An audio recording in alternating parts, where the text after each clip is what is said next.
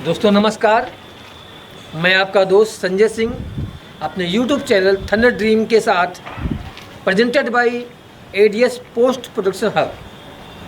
दोस्तों, जैसा कि आप जानते हैं, मैं आप लोगों के लिए 5D लेकर आया था।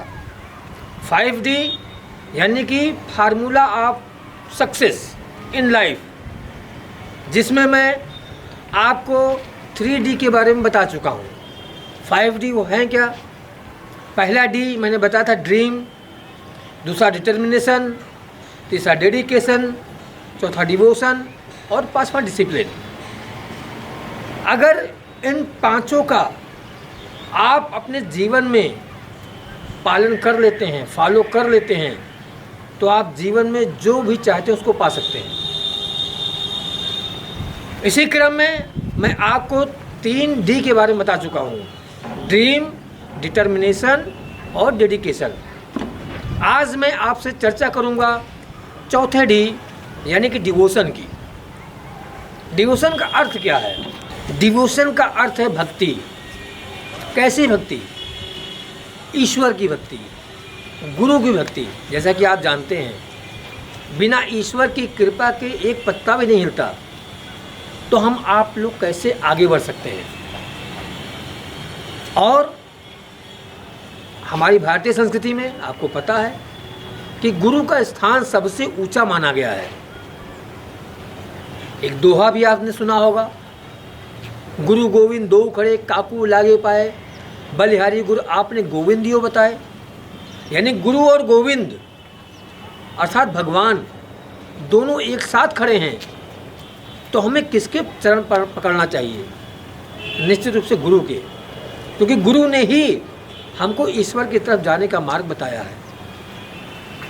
इतिहास में आप उठा के देखिए, महान से महान लोग जो हुए हैं, उनके पीछे उनके गुरु का हाथ रहा है, गुरु की भक्ति समाई हुई है। आप सचिन को जानते होंगे, लेकिन कितने लोग सचिन के गुरु को जानते हैं? बहुत कम लोग। सचिन के गुरु का नाम रमाकांत आचरेकर था। वो बहुत अच्छे खिलाड़ी तो नहीं थे, लेकिन उन्होंने सचिन को क्रिकेट की बारीकियां सिखाई, और सचिन अपने गुरु का बहुत सम्मान करते थे। वैसे तो उन्होंने बहुत सारे लोगों को सिखाया वो क्रिकेट, लेकिन सचिन ने जो नाम किया, जिनको गॉड ऑफ क्रिकेट भी कहा जाता है, आज भी अपने गुरु रमाकांत आचरेकर के दिए हुए 16 रुपये यानी 16 कॉइन्स, एक एक रुपये के 16 सिक्के, आज भी वो एक धरोहर के रूप में अपने पास रखे हैं। वो करते क्या थे?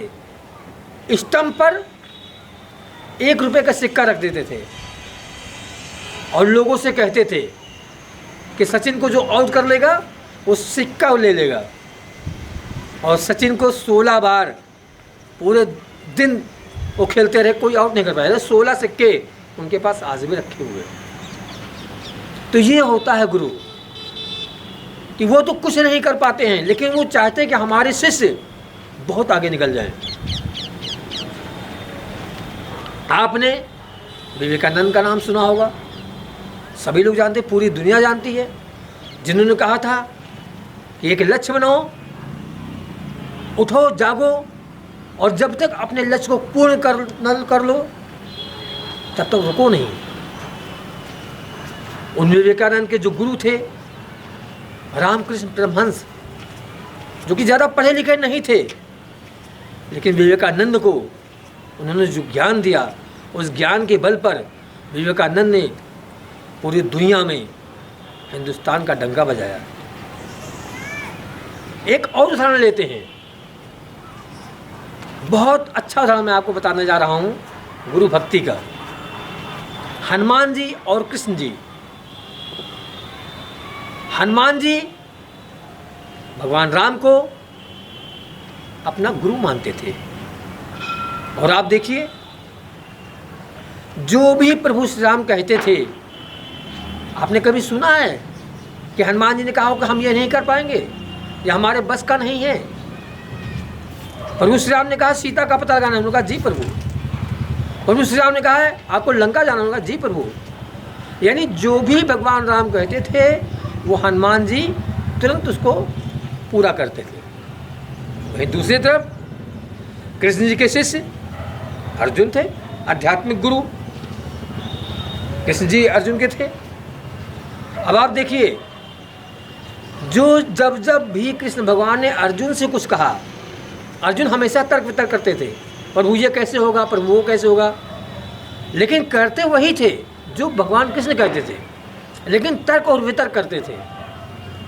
इसी कारण आप देखिए, आप सभी जानते हैं कि भगवान श्री राम के जो शिष्य हनुमान जी थे, उनको सभी लोग पूछते हैं, उनका मंदिर पूरे दुनिया में सबसे ज़्यादा है।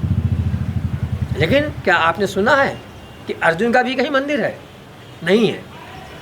ये केवल गुरु भक्ति के कारण ही हुआ है। यानी कि आपको अगर जीवन में आगे बढ़ना है तो एक गुरु बनाना पड़ेगा और गुरु की बातों को मानकर आगे बढ़ना होगा। गुरु कभी भी अपने शिष्य का बुरा नहीं चाहता, वो हमेशा चाहता है कि जो काम हम नहीं कर पाए वो हमारा शिष्य करे, वो खूब आगे बढ़े। इसीलिए हमारे भारतीय संस्कृति में गुरु का स्थान सबसे ऊंचा माना गया है। तो अपने 4D यानी डिवोशन में मैं आपको यही बात बताने जा रहा हूँ कि आप गुरु ज्ञान यानी गुरु भक्ति को सर्वोपरि रख के हर काम को करिए, तभी आप अपने जीवन में सफल हो पाएंगे। और गुरु का अनादर कभी भी सपने भी नहीं सोचेगा, क्योंकि जो गुरु का अनादर करता है, गुरु तो कभी किसी का बुरा नहीं चाहता। आप उसका अनादर भी करेंगे तो भी वो आपका भला ही चाहेगा, लेकिन ईश्वर उसका बुरा कर देता है जो अपने गुरु का अनादर करता है। तो दोस्तों, ये मैंने आपको 4D यानी डिवोशन के बारे में बताया। मुझे उम्मीद है कि आपको ये अच्छा लगा होगा।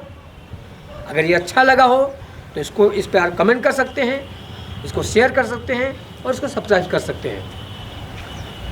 इसी साथ मैं विदा लेता हूँ और फिर मैं मिलता हूँ अगले इस एपिसोड में अपने अगले D के साथ, यानी लास्ट D हमारा डिसिप्लिन है। नमस्कार।